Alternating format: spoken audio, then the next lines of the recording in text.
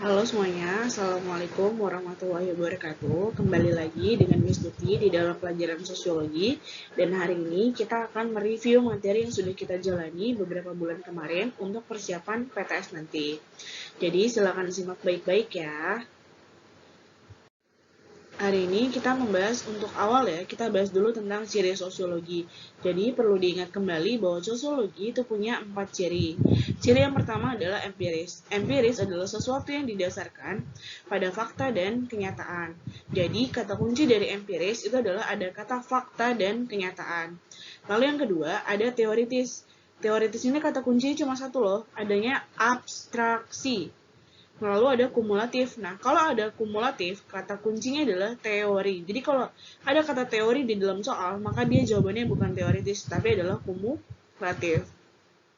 Nah, yang terakhir ada non-etis. Non-etis ini tidak mempermasalahkan baik dan buruk suatu masalah. Jadi diulangi lagi ya. Empiris kata kuncinya adalah fakta dan kenyataan. Teoritis kata kuncinya adalah abstraksi. Kumulatif kata kuncinya adalah teori. Dan non-etis tidak mempermasalahkan baik dan buruk.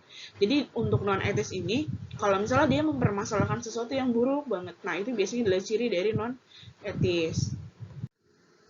Kita bahas mengenai peran sosiolog. Nah, peran sosiolog di sini ada 4. Ada ahli riset atau peneliti, ada konsultan kebijakan.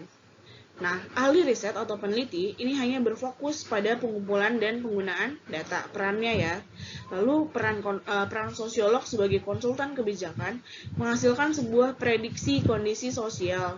Jadi kalau sebagai konsultan, dia berfungsi untuk menghasilkan sebuah prediksi. Nah, prediksinya untuk apa? Untuk mengambil sebuah kebijakan. Lalu peran yang lainnya adalah sebagai praktisi. Nah, praktisi ini tugasnya adalah untuk memberikan saran baik dalam penyelesaian berbagai masalah hubungan masyarakat. Nah, yang terakhir adalah sosiolog sebagai pendidik. Kalau sebagai pendidik, maka fungsi utamanya adalah atau peran utamanya adalah sebagai pengajar atau mengajarkan dan mengembangkan tentang sosiologi. Lalu kita bahas mengenai status sosial. Nah, status sosial di sini dibagi jadi 3. Perlu diingat, status itu ada 3 berdasarkan cara memperolehnya. Ada ascribe status, ada achieve status, ada assign status. Jadi kalau ascribe ini adalah sesuatu yang didapatkan melalui kelahiran. Kayak apa? Nah, kayak jenis kelamin. Kamu anak dari bapakmu, kamu anak dari ibumu, itu adalah ascribe status. Lalu ada achieve status. Nah, achieve status ini adalah status yang diperoleh melalui usaha. Kayak apa sih achieve status? Nah, achieve status ini contohnya adalah kayak kamu mau jadi dokter, maka kamu harus usaha dulu untuk lulus SD, lulus SMP, lulus SMA, kuliah kedokteran, ikut koas, dan lain-lain. Nah, itu adalah achieve status. Lalu ada assign status. Nah, assign status ini adalah status yang diperoleh karena kita berjasa terhadap suatu hal. Contohnya apa? Misalnya, kamu berjasa dalam bagi negara, maka kamu mendapatkan gelar pahlawan. Lalu misalnya kamu adalah pensiunan TNI, maka kamu akan mendapatkan gelar purnawirawan. Seperti itu. Interaksi disosiatif di sini ada 3 bentuk. Ada konflik, kompetisi, dan kontravensi. Apa sih bedanya? Nah, konflik ini adalah sesuatu pertentangan antara individu dengan individu, individu dengan kelompok, ataupun kelompok dengan kelompok. Nah, kalau kompetisi itu adalah persaingan untuk mencapai suatu tujuan. Persaingan dalam apa? Misalnya kamu lomba futsal, itu adalah sebuah kompetisi. Lalu ada kontravensi. Nah, kontravensi ini adalah perasaan tidak suka yang tidak diungkapkan. Jadi mudahnya, kamu nggak suka sama orang lain tapi tidak kamu ungkapkan. Itu adalah disebut sebagai kontravensi. Nah, interaksi disosiatif itu ada juga namanya lawannya dari disosiatif itu adalah interaksi asosiatif. Nah, tapi untuk PTS ini yang keluar dalam interaksi asosiatif hanya mengenai kerjasama. Jadi mari kita bahas tentang kerjasama. Kerjasama itu ada 4 bentuk. Ada kooptasi, koalisi, joint venture, dan bargaining. Apa bedanya? Nah, kooptasi adalah penerimaan terhadap unsur-unsur yang baru. Unsur yang kayak gimana? Nah, misalnya gini. Kamu pindah sekolah ke sekolah A dari sekolah B. Otomatis ketika di sekolah A, kamu perlu adaptasi terhadap peraturan baru, teman-teman baru. Nah, itu adalah kooptasi. Penerimaan terhadap unsur-unsur baru. Lalu ada koalisi. Nah, koalisi adalah bentuk kerjasama biasanya dalam bidang politik. Contohnya misalnya, pada saat Pilpres, misalnya Jokowi didukung oleh PDIP dan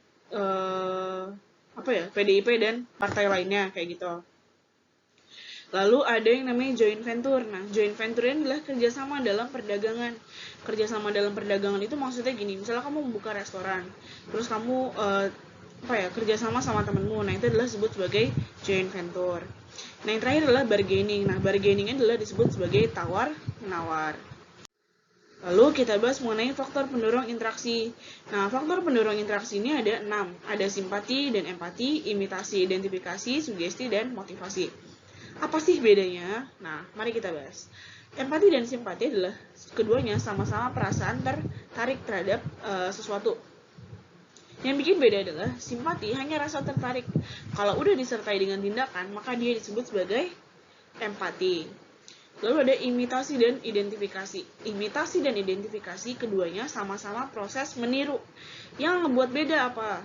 Imitasi hanya meniru sebagian, sementara identifikasi dia meniru secara keseluruhan. Lalu ada sugesti dan motivasi. Keduanya sama-sama proses berupa dorongan gitu. Dorongannya kayak mana gitu. Kalau sugesti ini dorongannya datang secara tiba-tiba, sementara motivasi memerlukan stimulus atau prosesnya itu melalui jangka waktu yang panjang atau lebih panjang dibanding sugesti. Lalu kita bahas mengenai unsur komunikasi. Nah, unsur komunikasi ini ada 5. Ada komunikator, komunikan, pesan, media, dan efek. Apa bedanya? Nah, komunikator dan komunikan ini adalah orangnya. Orang yang ngajak ngomong duluan disebut sebagai komunikator. Orang yang diajak ngomong namanya adalah komunikan. Pesan adalah sesuatu yang disampaikan. Media adalah alat. Efek itu adalah sesuatu yang timbul setelah kamu menerima si pesan tadi. Jadi misalnya gini, si A ngajak ngobrol si B. A sebagai komunikator, B sebagai komunikan. Pesannya si A bilang, B dipanggil sama guru C. Medianya adalah siapa? Medianya adalah misalnya kayak melalui surat. Efeknya adalah si B akan menemui si guru C tadi. Bingung ya? Semoga nggak bingung ya. Lalu kita bahas yang terakhir. Ada ciri dari lembaga sosial. Sebelumnya akan dibahas tentang lembaga sosial dulu. Nah, jadi lembaga sosial ada lembaga yang direncanakan atau tidak direncanakan. Silahkan dibaca di bagian lembaga yang itu karena akan ada keluar sekitar 1 soal. Tapi Miss mau nge-skip langsung ke ciri lembaga sosial. Jadi ciri lembaga sosial yang pertama adalah punya simbol. Yang kedua, dia punya tata tertib dan tradisi. Yang ketiga, usianya lebih lama dibanding anggotanya. Yang keempat, memiliki alat kelengkapan. Yang kelima, punya ideologi. Dan yang keenam, memiliki tingkat kekekalan tertentu. Jadi silakan bagian ciri lembaga sosial ini dihafal ataupun diingat-ingat dengan baik. Karena nanti akan ada soal ya. Sekian review hari ini. Semoga video ini bermanfaat bagi kalian. Terima kasih untuk atensinya. Assalamualaikum warahmatullahi wabarakatuh.